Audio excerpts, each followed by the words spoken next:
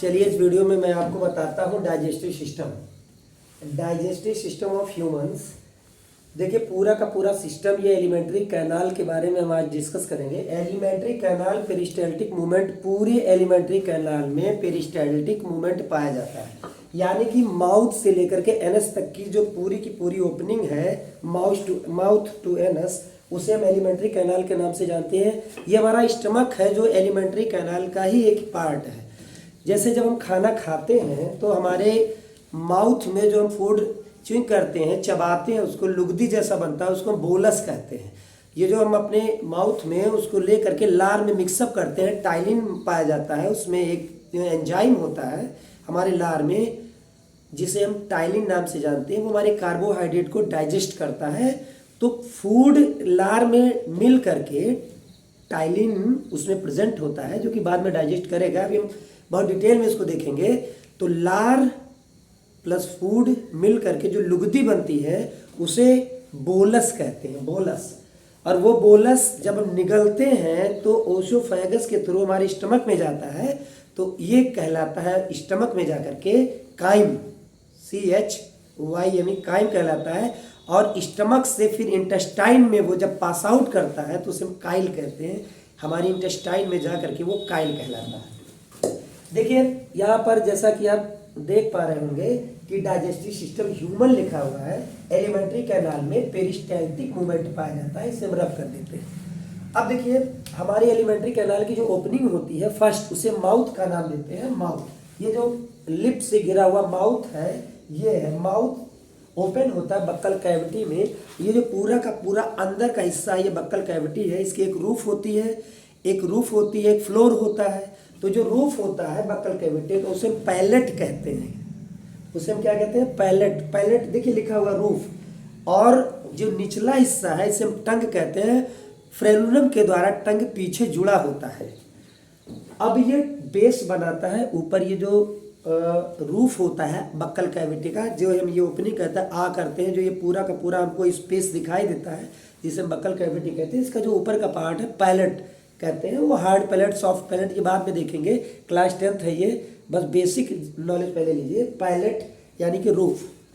अब आइए बात करते हैं बक्कल कैविटी जहाँ ओपन होती है, मतलब लीड्स करती है नीचे की तरफ, जहाँ खुलती है उसे हम फेरिंक्स कहते हैं। कॉमन पैसेज है, फेरिंक्स से कॉमन पैसेज होता है। फेरिंक्स जो कॉमन पैसेज होता है, जैसे मान लिया यहाँ थोड़ा स्पेस नहीं है, जैसे ये फेरिंक्स से कॉमन पैसेज है, तो ये दो ओपनिंग में खुलता है। ये दो ओपनिंग में खुलता है फेरिंक्स कॉमन पैसेज। एक ये ओपनिंग, एक एंटीरियर होती है, पोस्टीरियर होती है। एंटीरियर यानी कि आगे की तरफ। देखिए जो नली होती है आगे की तरफ, ये हमारे लंग्स में जाके जुड़ती है। ट्रेकिया, ये ट्रेकिया कहलाता है। आगे जाकर ट्रेकियूल वगैरह में डिवाइड होता है। ट्रेकिया कार्टिलेजिनस रिंग पाई जाती है, सी शेप्ड, पीछे की तरफ खुली होती है ताकि वो कोलैप्स ना कर जाए। जब हम हवा ले तो उसमें मतलब पूरी की पूरी जो वेंटिलेशन है पूरा नीचे तक पास हो जाए और वो जाके एल्वियोलाई तक हवा पूरे अच्छे से वहाँ तक पहुँच जाए, ताकि वहाँ पर गैसियस एक्सचेंज हो सके एल्वियोलाई में। फाइनली जो लंग्स की जो यूनिट होती है जिससे मिलकर बना होता है, जहाँ हमारा गैसियस एक्सचेंज होता है, उसे हम एल्वियोलाई कहते हैं। अब देखिए फेरिंक्स एक कॉमन पैसेज है, तो फेरिंक्स की दो ओपनिंग होती है। फेरिंक्स से दो ओपनिंग निकली होती है। एक को कहते हैं विंड पाइप, दूसरे को कहते हैं फूड पाइप। ये जो विंड पाइप होता है, एक्चुअली यहाँ पर हमने बनाया है इसको, थोड़ा फिगर के माध्यम से आप समझ लें कि ये जो विंड पाइप है, ये देखिए कार्टिलेजिनस रिंग दिखाया है, जो कि आगे की तरफ से पूरी तरह से जब बंद होता है, पीछे खुला होता है। ऐसे रिंग, जैसे मान लिया ऐसे करके कोई कड़ा, जैसे कड़े को आधे से काट दीजिए, आगे ऐसे विंड पाइप में अंदर उसे अंदर नली के अंदर ऐसे कड़ा डाल दीजिए, आगे की तरफ से जुड़ा हुआ, पीछे की तरफ से कटा हुआ। उसी तरह से ये रिंग पाई जाती है ताकि ये कोलैप्स ना कर जाए, ये ऐसे सिकुड़ ना जाए, मतलब एकदम कोलैप्स करके हवा को ना पास करने दे। ये दिक्कत नहीं आनी चाहिए, इसलिए ये यहाँ पर कार्टिलेजिनस रिंग पाई जाती है ट्रैकिया में। अब देखिए ये जो फेरिंक्स होता है जिसमें ओपन होता है, उसे हम कहते हैं विंड पाइप, और विंड पाइप का नाम होता है ट्रैकिया। अब ये इसकी जो ओपनिंग होती है, ओपनिंग को हम कहते हैं, ओपनिंग को कहते हैं ग्लॉटिस। ओपनिंग को कहते हैं ग्लॉटिस, GLOTTIS, ओपनिंग को ग्लॉटिस कहते हैं। अब जब हम फूड को जब निगल रहे होते हैं, तो फूड पाइप में आना चाहिए। फेरिंक्स से फूड पाइप में आएगा। तो फूड पाइप से फिर स्टमक में होता हुआ आगे पूरा लीड करेगा, आगे जाएगा, पास होगा आगे की तरफ। क्यों पास होगा? क्योंकि पेरिस्टाल्टिक मूवमेंट हो रहा है पीछे की तरफ, माउथ से लेकर एनस की तरफ वो सरका रहा है खाने को, क्योंकि उसमें पेरिस्टाल्टिक मूवमेंट हो रहा है। ठीक है, अब देखिए थोड़ी सी बात कर लेते हैं विंड पाइप से रिलेटेड। तो यहाँ से विंड पाइप ये पूरा का पूरा है, ट्रैकिया वाला पार्ट है, नीचे जाके लंग्स में ओपन हो जाता है। तो यहाँ से ये जो ओपनिंग होती है जिसे हम ग्लाटिस कहते हैं, तो जब हम खाना निकल रहे होते हैं तो हमारा जो खाना होता है वो हमारे विंड पाइप में ना आ जाए, फूड पाइप में जाए। जैसे दो ओपनिंग थी, मान लिया ये फेरिंग्स था तो फेरिंग्स ऐसे है, तो एक ओपनिंग इधर चली गई और एक ओपनिंग इधर चली गई। पोस्टीरियर जो पीठ की तरफ, मतलब जैसे मान लिया हम आपको बताते हैं, जैसे ये दो हमारे पास दो नलियाँ हैं, तो एक आगे होगा एक पीछे होगा, बिल्कुल ऐसे करके ये आगे पीछे ये दो ऐसे होगा। तो ये विंड पाइप है जिसमें से हम सांस लेते हैं, सांस इनहेल करते हैं, एक्सहेल करते हैं, वो इससे। और जो पीछे की तरफ होता है ये हमारा इंटेस्टाइन में जाकर, स्टमक में फिर इंटेस्टाइन में जाकर ओपन होता है, इसी में फूड जाना चाहिए। तो फूड जब सॉल्व करते हैं तो इसमें ना चला जाए, इसके ऊपर एक कवर लगा होता है जिसको हम क्या कहते हैं, इसको हम कहते हैं एपिग्लॉटिस। ग्लॉटिस इसकी ओपनिंग होती है, विंड पाइप की ओपनिंग, जो मुंह होता है, माउथ होता है, उसे हम ग्लॉटिस कहते हैं। इसके ऊपर जो ढक्कन लगा होता है उसको हम एपिग्लॉटिस कहते हैं। ये एपिग्लॉटिस हरा हरा ग्रीन कलर का एपिग्लॉटिस दिख रहा है, और जो ब्लू कलर का है ये इसकी जो माउथ होती है यहाँ पर, देखिए हम आपको दिखाते हैं, ये जो माउथ है इसको हम ग्लॉटिस कहते हैं, इसके ऊपर जो फ्लैप लगा होता है इसे हम एपिग्लॉटिस कहते हैं। अब देखिए यहाँ से तो आपका एयर पैसेज है, इसको छोड़िए, एपिग्लॉटिस। अच्छा एक चीज और बता दें, एपिग्लॉटिस होता है वो कार्टिलेजिनस फ्लैप, एक ढक्कन होता है जो कार्टिलेज का बना होता है। आगे देखिए, ये जो फेरिंग्स होता है, फेरिंग्स फूड पाइप, फेरिंग्स से जो ओपनिंग एक और होती है जो हमने बताया था पोस्टीरियर साइड में होती है, उसे हम कहते हैं फूड पाइप। फूड पाइप जो होता है उसी का एक साइंटिफिक नाम होता है ओसोफेगस, जो बायोलॉजी में यूज करते हैं, बायोलॉजिकल नेम इसका ओसोफेगस होता है। ओसोफेगस में कोई एंजाइम वगैरह नहीं निकलता है, ओसोफेगस सिंपली केवल फूड को पास करने का काम करता है, कंडक्टिंग पाइप की तरह होता है ये ओसोफेगस। अब ये जो फूड पाइप होता है ये आगे चल करके लीड करता है स्टमक, ये खुलता है स्टमक, स्टमक जे शेप होता है, इंग्लिश का जो लेटर होता है जे, उस जे शेप होता है स्टमक। और स्टमक के जनरली तीन पार्ट होते हैं, एक होता है फंडस, एक होता है कार्डियक, एक होता है पाइलोरिक।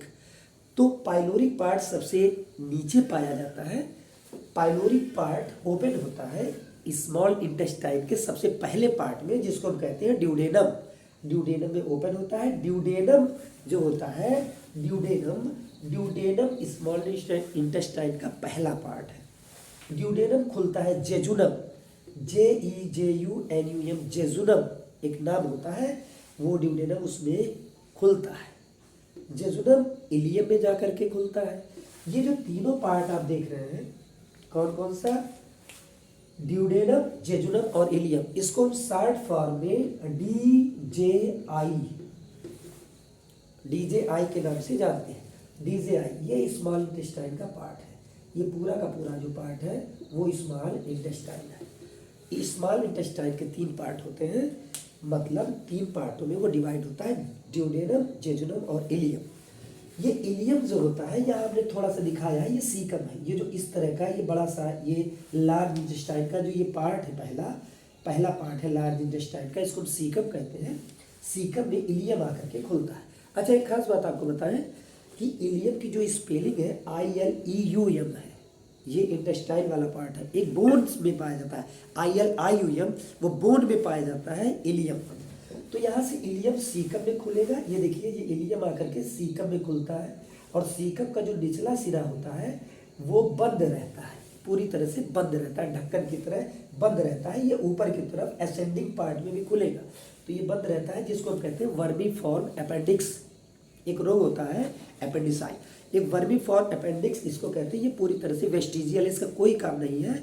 ऑपरेशन के दौरान डॉक्टर इसको काट करके निकाल सकता है आराम से, और निकाल देना भी चाहिए, क्योंकि अगर इसमें गलती से कोई अनाज का दाना चला गया तो पूरी तरह से ये क्या होता है, ये उसमें अनाज में सड़न होगी, पूरी तरह से सूजन आएगी, फूल जाएगा, और यहाँ पस बनेगा, और पस बनेगा तो ये जो डिजीज़ हो जाती है वो बहुत दिक्कत करती है, ऑपरेट करके वो ख़त्म किया जा सकता है। तो ये अपेंडिसाई एक तरह का ये बहुत भयानक दर्द वाला रोग है, बहुत तेज़ी से बहुत तीव्र दर्द होता है, और अगर ये पेट के अंदर फट जाता है तो पूरी तरह से पस फैल जाता है, और जैसा कि डॉक्टर बताते हैं 4-6 घंटे के अंदर में अगर इसका ऑपरेशन नहीं किया गया तो जान चली जाती है। तो ये वो पार्ट है वर्मीफॉर्म अपेंडिक्स, वेस्टिजियल है, इसका कोई काम अब नहीं रह गया। अब देखिए इलियम सीकम में ओपन हुआ, सीकम ये वाला पार्ट है, इलियम जो होता है ऐसे सीकम में होता है, सीकम का निचला सिरा जो कि बंद रहता है इसको हम कहते हैं वर्मीफॉर्म अपेंडिक्स। अब देखिए सीकम जो होता है वो कोलन में खुलता है, सीकम आगे चल के कोलन में खुलता है, और कोलन के 3 पार्ट होते हैं, एक असेंडिंग कोलन ऐसे जाएगा, फिर ट्रांसवर्स कोलन, ट्रांसवर्स, फिर डिसेंडिंग कोलन। तो ये सीकम कोलन में ओपन होगा, असेंडिंग, ट्रांसवर्स और डिसेंडिंग। उसके बाद कोलन आएगा हमारा रेक्टम में ओपन होगा, कोलन आएगा रेक्टम में, और रेक्टम से फिर एनस में। तो ये जो एनस से जो भी अनडाइजेस्टेड पार्ट फूड का है वो बाहर निकाल दिया जाता है। तो इस तरह से आप देख सकते हैं कि माउथ से लेकर के पूरा का पूरा ये जो सिस्टम था ये एलिमेंट्री कैनाल कहलाता है पूरा का पूरा, और इसमें पेरिस्टाल्टिक मूवमेंट पूरे एलिमेंट्री कैनाल में पाई जाती है। यानी कि फूड माउथ में जब लेते हैं तो अपने आप ये पैसिवली एक्टिवली तो थोड़ा सा हमको लगता है कि यहाँ निगलने की जरूरत पड़ती है, उसके बाद से पैसिवली, हालांकि वो बॉडी का पार्ट है वो अपने आप उसको पीछे की तरफ पास करता चला जाता है पेरिस्टाल्टिक मूवमेंट के थ्रू, और इससे जो है पूरी तरह से। अब ये हमने बेसिक आपको जो बताया, अभी इसमें बहुत डिटेल वीडियो बनाना बाकी है, लेकिन पहले इस वीडियो में मैंने थोड़ा बेसिक जानकारी दी। कल इसके आगे मैं जो वीडियो अपलोड करूँगा उसको आप ज़रूर देखिएगा, और इससे रिलेटेड जैसे पैंक्रियाज है वो कैसे अपना जूस सेक्रेट करती है स्मॉल इंटेस्टाइन में, क्योंकि पूरा का पूरा डाइजेशन स्मॉल इंटेस्टाइन में ख़त्म होता है। लार्ज इंटेस्टाइन में डाइजेशन नाम की कोई चीज़ नहीं होती, केवल एब्जॉर्प्शन होता है, वो भी वाटर का। तो लार्ज इंटेस्टाइन वाटर को एब्जॉर्ब करता है, पूरा का पूरा डाइजेशन स्मॉल इंटेस्टाइन में खत्म हो जाता है। माउथ से डाइजेशन शुरू होता है, स्मॉल इंटेस्टाइन में खत्म हो जाता है। ये पूरी प्रोसेस रही है। अब मिलते हैं नेक्स्ट वीडियो में। Thank you very much.